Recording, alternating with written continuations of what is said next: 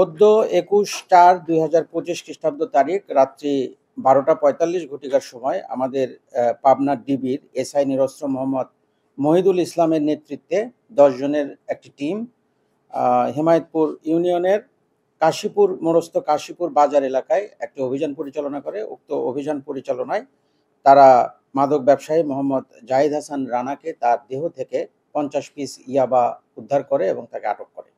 এতদ সংক্রান্তে একটি মাদক মামলা রুজু করা হয়েছে এবং তারই ধারাবাহিকতায় তাকে জিজ্ঞাসাবাদ করে এই মাদকটি এই ইয়াবার চালানটি সে কোথা থেকে পেয়েছে এটি জিজ্ঞাসাবাদ করে অপর আরেকটি অভিযানে আজ সকাল 11টার দিকে তার যে মহাজন মোহাম্মদ সাজ্জাদ হোসেন এবং তার সহযোগী মোহাম্মদ আব্দুল রানা এই দুইজনের বাসা থেকে আরও 4000 পিস ইয়াবা উদ্ধার করা হয়। ওই একই টিম উদ্ধার করে এবং সাথে একটি বিদেশি পিস্তল উদ্ধার করে এবং সেই পিস্তলের পাশাপাশি 13 রাউন্ড 7.65 এর তাজা গুলি এবং .22 বোরের 49 রাউন্ড তাজা গুলি উদ্ধার করা হয়। মোট 62 রাউন্ড গুলিও উদ্ধার করা হয়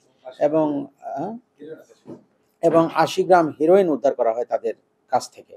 এবং এতদ সংক্রান্তে তাদের বিরুদ্ধেও একটি মাদক মামলা এবং একটি অস্ত্র মামলা আলাদাভাবে রুজু করা হয়েছে। এছাড়া একই দিনে ডিবির আরেকটি টিম সাব ইন্সপেক্টর বেনু রায়ের নেতৃত্বে গয়েশপুর ইউনিয়নে অভিযান পরিচালনা করে একটি বিদেশি শর্টগান উদ্ধার করা হয়। খুব আধুনিক একটি শর্টগান, মেড ইন তুরস্ক। এটি উদ্ধার করা হয়।